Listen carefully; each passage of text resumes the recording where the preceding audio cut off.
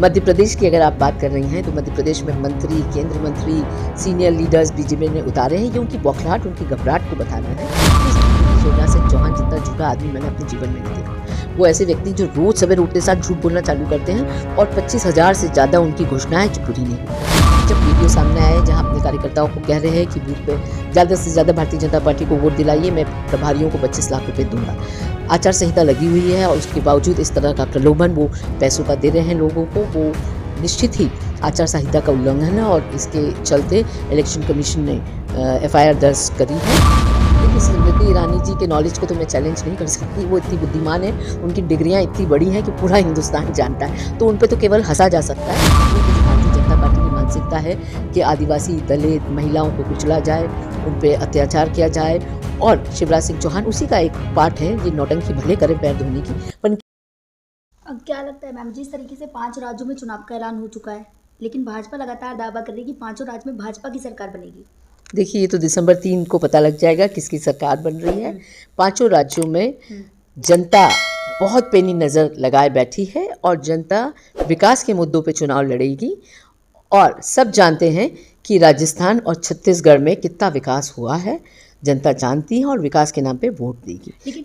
लेकिन कह रहे हैं कि जो मंत्री उतारे वो तो यूं ही जीत जाएंगे। मध्य प्रदेश की अगर आप बात कर रही हैं तो मध्य प्रदेश में मंत्री, केंद्र मंत्री, सीनियर लीडर्स बीजेपी ने उतारे हैं। ये उनकी बौखलाहट, उनकी घबराहट को बताना है कि किस तरह से उनको अपने स्थानीय नेताओं पे विश्वास नहीं है कि वो चुनाव जीत सकते हैं, इसलिए उन्होंने मंत्रियों को उतारा है। पर मंत्रियों की हालत इतनी खस्ता है कि खुद ही चुनाव लड़ने से डर रहे हैं। चाहे कैलाश विजयवर्गीय की बात करें या तोमर जी की बात करें, वो कोशिश करते रहे कि उनका टिकट बदल जाए। कैलाश विजयवर्गीय ने तो इतना भी कह दिया कि भाई मैं तो बड़ा नेता हूँ, मैं कहाँ गली कूचों में हाथ जोड़ के वोट मांगूंगा, मैं हेलीकॉप्टर में घूमने वाला व्यक्ति हूँ, मैं 4-4, 6-6 सभाएँ लेने वाला व्यक्ति हूँ और पार्टी ने मुझे गली कूचों में डाल दिया। तो वो अपने आप में दिखाता है उनकी बौखलाहट, उनकी घबराहट को। लेकिन क्या लग रहा है, क्या इस बात से फर्क पड़ेगा जो अब नए मोदी जी ने कहा है कि अब जो सेना के जवान है वो तो छुट्टी पे जाएंगे, तो भाजपा का मोदी जी के अच्छे कामों का प्रचार करेंगे? देखिए, मोदी जी का बस चले तो हर व्यक्ति को वो ये काम सौंप दें उनके प्रचार प्रसार का। और जनता जबकि उनके जुमलों को याद रखे हुए है, जनता जानती है कि उनके कितने जुमले थे। 2 करोड़ रोजगार की बात करी थी और बेचारे अग्निवीर बना के छोड़ दिया, सेना में तक भर्ती नहीं करी। वहीं महंगाई की बात करी थी, जो गैस सिलेंडर 450 का आता था आज 1150 का है। पेट्रोल डीजल की बात करें, खाने की तेल की बात करें, बिजली की बिलों की बात करें, किसानों की बात करें, किसकी बात करें, तो प्रचार प्रसार पे ही केवल ये टिके हुए हैं और वो भी झूठा। क्योंकि सच में तो जनता जान रही है उसकी जेब से पैसा जा रहा है, वो उससे अच्छा कौन जान सकता है। लेकिन कह रहे हैं कि मध्य प्रदेश में पहले भाजपा की सरकार है, तो कह रहे हैं कि जो काम किए हैं उनसे वोट मिलेगा। ये भ्रष्टाचार पे टिकी हुई सरकार है, जिसकी नींव ही भ्रष्टाचार पे टिकी है। ऐसी सरकार क्या काम कर सकती थी? 2018 में तो जनता ने कांग्रेस को जिताया था, 35 करोड़ देके ये सत्ता में आए हैं। और उसके बाद जो इन्होंने भ्रष्टाचार किया लगातार 18 साल, हालत ये है कि आज किसान आत्महत्या करने पे बाध्य है। युवा के पास न नौकरी है, न शिक्षा है और 17,000 नवयुवकों ने आत्महत्या करी है पिछले 18 सालों में।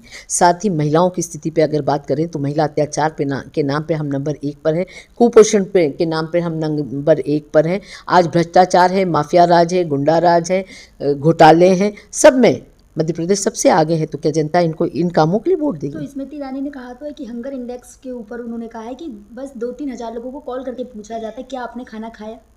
देखिए, स्मृति ईरानी जी के नॉलेज को तो मैं चैलेंज नहीं कर सकती। वो इतनी बुद्धिमान है, उनकी डिग्रियां इतनी बड़ी हैं कि पूरा हिंदुस्तान जानता है, तो उन पे तो केवल हंसा जा सकता है। उनके अनर्गल बयानों पे कमेंट करना मैं समझती हूँ कि शर्मनाक है, तो इसलिए उन पे तो कुछ नहीं बोलना चाहूँगी। पर हाँ, जनता जानती है कि आज देश का क्या हाल है। कोविड के बाद कितने लोग भूख के मारे मरे हैं, कितने भूखे रहते हैं, नौकरियां नहीं हैं, बेरोज़गारी है, किसान को कुछ नहीं मिल रहा, किसान को अपनी मेहनत का दाम तक नहीं मिलता है, उसको अपनी फसल फेंक देनी पड़ती है। जब फसल ख़राब हो जाती है तो बीमा नहीं मिलता उसको। तो परिस्थितियाँ, कौन सा वर्ग खुश है आज? क्या किसान खुश है, महिला खुश है, युवा खुश है कि छोटा काम धंधा करने वाला जो GST का गलत GST का एक्ट लाए हैं उसके चलते छोटा काम धंधा सब चौपट हो गया है? कौन सा वर्ग खुश है इनसे? लेकिन जनता कांग्रेस पे क्यों भरोसा करे? 2018 में भी जनता ने भरोसा किया था। इसीलिए 2018 के बाद जो 15 महीने की कांग्रेस की सरकार थी, जिसमें कमलनाथ जी ने जो वचन दिया था कि हम किसानों का कर्जा माफ़ करेंगे, तो उन्होंने 27 लाख किसानों का कर्जा मात्र 15 महीनों के अल्प समय में कर दिया। जो उन्होंने वचन दिया था कि 1 रुपये बिजली 100 यूनिट तक देंगे, 1 यूनिट, तो उन्होंने वो वचन को निभाया और हर आम घर में 60, 70, 80 रुपये का बिल आता था, आज वो 1,500, 2,000 का बिल आ रहा है। उन्होंने वचन दिया था कि जो सामाजिक सुरक्षा पेंशन है उसको डबल कर दिया जाएगा, जो कि 18 साल में शर्मनाक है कि शिवराज सिंह के रहते वो 300 रुपये मात्र थी, तो उसे कमलनाथ जी ने 600 रुपये कर दिया था और आने वाले दिनों में कहा था वो 1000 होगी, जो कि इस बार उन्होंने वचन दिया कि 1200 होंगे। लेकिन शिवराज सिंह चौहान भी तो कह रहे हैं कि महिलाओं को 1500 रुपये देंगे। देखिए, शिवराज सिंह चौहान जितना झूठा आदमी मैंने अपने जीवन में नहीं देखा। वो ऐसे व्यक्ति हैं जो रोज़ सवेरे उठते साथ झूठ बोलना चालू करते हैं और 25,000 से ज़्यादा उनकी घोषणाएं जो पूरी नहीं हुई है।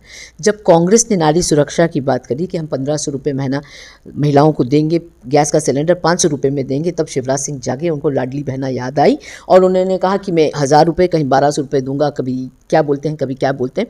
पर मात्र 3 महीने पहले उनको याद है ये लाडली बहनाएं। कोविड में उनको याद नहीं है, जब बहनें मर रही थी, जिनको खाने को नहीं था, रोज़गार नहीं था, बच्चे भूखे मर रहे थे, तब उनको याद नहीं आया कि गैस के सिलेंडर 1150 रुपये के हैं या महिलाओं के पास कुछ नहीं है। अब चुनाव के 3 महीने पहले उनको बहनों की इसलिए याद आई क्योंकि वो उनको अपनी सरकार जाती दिख रही है, तो वो बहनों से कह रहे हैं कि बचा लो मुझे। बहनों से पूछ रहे हैं क्या आप फिर से मुझे मुख्यमंत्री बनाएंगे? यही तो बात है, वो बहनों की शरण में जाना चाह रहे हैं खुद सत्ता में रहने के लिए। पर बहनों को जब उनकी ज़रूरत थी वो कहाँ थे? अगर वो सजग होते, बहनों के लिए कुछ करना चाहते, संवेदनशील होते, तो मैं समझती हूँ कि मध्य प्रदेश नंबर 1 पर नहीं होता महिला अत्याचार के लिए। और जो हमारे छोटे छोटे बच्चों के लिए आहार पोषण आया था उसमें करप्शन नहीं होता, जिसके कारण आज हमारा बच्चा भूख के मारे मर रहा है, जो कुपोषण के मामले में हम नंबर 1 पर हैं। लेकिन कह तो रहे हैं कि जहाँ जहाँ कांग्रेस की सरकार है वहाँ भ्रष्टाचार है, वहाँ महिलाएं सुरक्षित नहीं है। देखिए, ये आंकड़े हम नहीं बनाते हैं, ये आंकड़े नेशनल क्राइम ब्यूरो रिपोर्ट बनाती है और वो रिपोर्ट लोकसभा में उसका जवाब दिया था होम मिनिस्ट्री ने, और उस जवाब के तहत ये सब आंकड़े आए हैं। और इतना ही नहीं, ह्यूमन ट्रैफिकिंग में पूरे पिछले 3 साल में करीब 13 लाख महिलाएं पूरे देश से गायब है, जिससे 1,60,000 महिलाएं केवल मध्य प्रदेश से गायब हैं। तो ये आंकड़े हमारे दिए हुए नहीं हैं, ये होम मिनिस्ट्री के दिए हुए आंकड़े। तो क्या लग रहा है, क्या जनता कांग्रेस पे भरोसा कर पाएगी इस बार? देखिए, जनता ने, मैंने कहा 2018 में भी भरोसा किया था और 2023 में भी जनता कांग्रेस पे ही भरोसा करेगी और इन भ्रष्ट माफिया राज जो शिवराज का है उसका खात्मा करेगी। ठीक है, जिस तरीके से आचार संहिता लगी और इलेक्शन कमीशन ने जो FIRs हुई उस पर क्या कहना चाहेंगे आप? देखिए, गोविंद सिंह राजपूत जो कि राजस्व एवं ट्रांसपोर्ट मिनिस्टर हैं मध्य प्रदेश के, उनका एक वीडियो सामने आया है जहां अपने कार्यकर्ताओं को कह रहे हैं कि बूथ पे ज़्यादा से ज़्यादा भारतीय जनता पार्टी को वोट दिलाइए, मैं प्रभारियों को 25 लाख रुपये दूंगा। आचार संहिता लगी हुई है और उसके बावजूद इस तरह का प्रलोभन वो पैसों का दे रहे हैं लोगों को, वो निश्चित ही आचार संहिता का उल्लंघन है और इसके चलते इलेक्शन कमीशन ने FIR दर्ज करी है। और हम मांग करते हैं कि लोकतंत्र को ऐसे करप्ट प्रैक्टिसेस से जो इन्फ्लुएंस करना चाहे, जो वोटों को इन्फ्लुएंस करना चाहे, जो एन केन प्रकार कैसे भी सत्ता में बना रहना चाहे, ऐसे मंत्री को तुरंत बर्खास्त किया जाना चाहिए। साथ ही ऐसे मंत्री के चुनाव लड़ने पर रोक होनी चाहिए, क्योंकि ये वही लोग हैं जो लोकतंत्र की नींव को हिला रहे हैं, जो लोकतंत्र को, इस देश में लोकतंत्र की धज्जियां उड़ा रहे हैं। लेकिन क्या लगता है, जो मंत्री हैं जनता के चुने हुए प्रतिनिधि और वो इस तरीके से अगर कह रहे हैं, तो ये तो वही मंत्री है ना जो 35 करोड़ रुपए लेके बीजेपी में गया था, और ये वही मंत्री है जिसके खिलाफ करोड़ों के भ्रष्टाचार के आरोप हैं।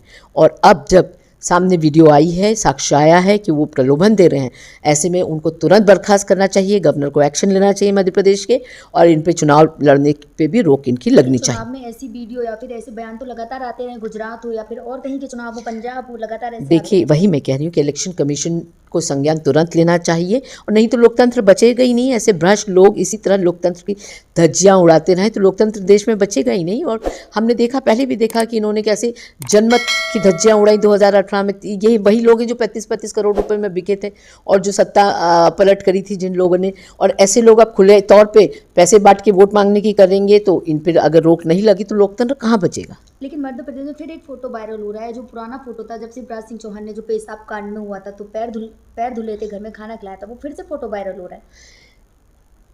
जो मानसिकता है वो बदलने की आवश्यकता है। जो भारतीय जनता पार्टी की मानसिकता है कि आदिवासी, दलित, महिलाओं को कुचला जाए, उन पे अत्याचार किया जाए, और शिवराज सिंह चौहान उसी का एक पार्ट है। ये नौटंकी भले करें पैर धोने की, पर इनकी सोच में बदलाव नहीं आता। आखिर अगर लोकतंत्र में किसी भी राज्य में अगर कानून का डर हो, मुखिया अगर संवेदनशील हो इन वर्गों को लेके, उनके अधिकारों को लेकर, तो ऐसी हरकतें नहीं होती। पर क्योंकि डर नहीं है, और कौन करता है ऐसी सब हरकतों में लिप्त ज़्यादा से ज़्यादा भारतीय जनता पार्टी से संबंधित लोग पाए जाते हैं और उन पर कोई कार्रवाई नहीं होती है। तो अभी तो चुनाव था, इसलिए शिवराज सिंह चौहान ने पैर धो लिया, और नहीं तो उस ऐसी कोई घटना आती कईयों आई हैं।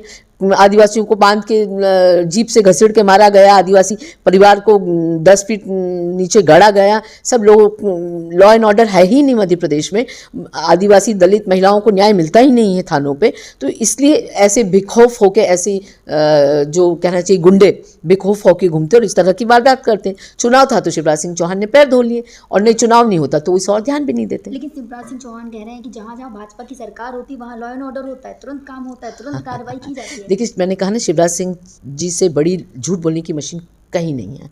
शिवराज सिंह चौहान दिन रात झूठ बोलते हैं, और शिवराज सिंह चौहान का इतना ही अच्छा अगर सरकार थी तो क्या वजह है कि प्रधानमंत्री उनको अपना चेहरा, या भारतीय जनता पार्टी उनको अपना चेहरा तक नहीं बनाना चाह रही है, अगले चुनाव में उनका नाम तक नहीं लेती। प्रधानमंत्री ने चिट्ठी लिखी है मध्य प्रदेश वासियों को, उनमें शिवराज सिंह का जिक्र तक नहीं है।